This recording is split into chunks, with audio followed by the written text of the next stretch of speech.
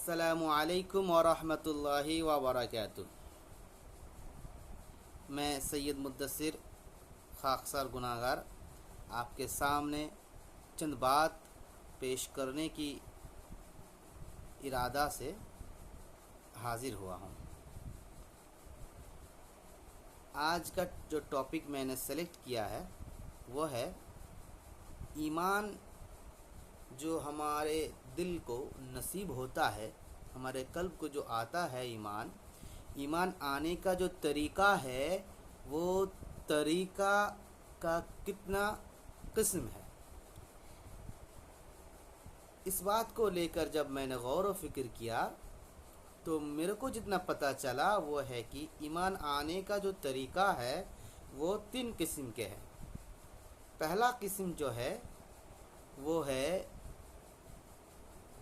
आप किसी साहिब ईमान के सोहबत में आ जाए, जिसे कुरान में ऐसा कहा गया है, बिस्मिल्लाहिर्रहमानिर्रहीम, वकूनू मअस सादिकीन। दूसरा लेवल जो है वो है कि आप इस्लाम के जो अहकामात हैं उन पर ज़्यादा से ज़्यादा अमल करते रहें, जिसे कुरान में ऐसे इशारतन कहा गया है कि इन्ना सलात तन्हा अनिल फहशाई वल मुनकर। और तीसरा लेवल जो है वो है कि कोई अपना फ़हम, अपना गौर व फिक्र के वजह से अल्लाह के कुर्बत हासिल करते जाता है और उसके हिसाब से उसे ईमान की दौलत मिलती रहती है। वो ईमान बिल यकीन कहलाता है। इसे कुरान में ऐसे कहा गया है, सूरत यूसुफ में अल्लाह ताला ने फरमाया है कि या नबी आप फरमा दीजिए कि मैं और मेरा जो इत्तिबा करने वाले हैं वे सब हम आप लोगों को जो दावत देते हैं वो अपने बसीरत पर देते हैं, कोई ऐसे खामखा बात नहीं करते। औ कमा क़ाला अल्लाह ताला।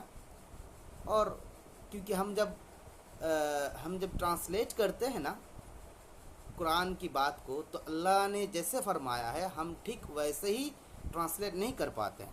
इसीलिए हमें चाहिए कि जब हम अल्लाह की बात क्या करें या नबी की बात क्या करें तो हम ऐसे कह दें कि औ कमा क़ाला। अगर अल्लाह की बात हो तो क़ाल अल्लाह ताला, और नबी की बात हो तो कहें कि औ कमा क़ाला अलैहि सलातु वस्सलाम। तो चले मुद्दे पर चलते हैं कि ईमान ये 3 तरीके से हमें नसीब होता है। तो इसमें से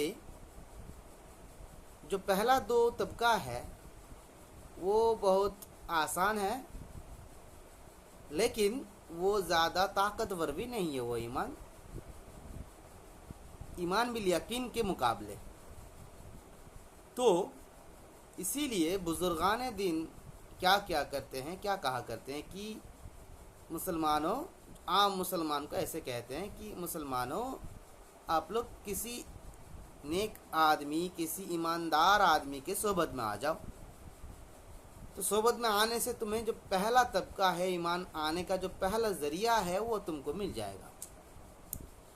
तो ये पहला ज़रिया जब मिल जाएगा तो तुम्हें एक दिल में एक लज्जत हासिल होगी, जिसके वजह से तुम अब इस्लाम पर ज़्यादा से ज़्यादा अमल करने की कोशिश करोगे। तो जब इस्लाम पर ज़्यादा से ज़्यादा अमल करने लगोगे तो उसमें आपको दूसरी नंबर जो तरीक़ा है वो भी आपको नसीब हो जाएगी। उधर से आपको मिल जाएगा फैज़। और फिर जब ये दूसरी तरीक़ा आपको नसीब होगी ना, तब आपका फ़हम और फ़िक्र दोनों खुलने लगेंगे और फिर आप फ़हम और फ़िक्र करने लगेंगे अल्लाह की नेमतों की। तो फिर आपको जाके ईमान बिल यकीन तीसरे तबके का जो है ईमान तरीक़ा जो है, तीसरे तरीक़ा वो आपको मिल जाएगी। तो बस इतना सा कहना था, आपसे शेयर करना था। आज मेरे को ये ख़याल आया तो मैं चाहा कि आप लोगों से ये शेयर करूँ।